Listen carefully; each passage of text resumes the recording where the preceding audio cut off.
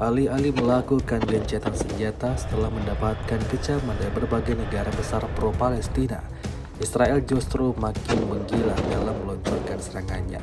Terbukti dalam sebuah video yang ramai beredar di media sosial Telegram pada Senin 18 Maret 2024. Dalam rekaman tersebut menampilkan aktivitas pasukan IDF grup Givati di Khan Yunis. Mereka tampak bergerombol menembaki gedung-gedung kosong. Hal itu mereka lakukan sebagai tindakan untuk menakut-nakuti pasukan lawannya. Mengandalkan senapan yang dipegangnya, masing-masing tentara IDF meluncurkan tembakan tanpa jeda di setiap sudut kota mati tersebut. Semua gedung yang mereka masuki dihancurkan dengan tembakan akurat, berharap ada pasukan lawannya yang bersembunyi di dalam sana. Video ini kemudian viral dan menuai beragam respon dari warganet.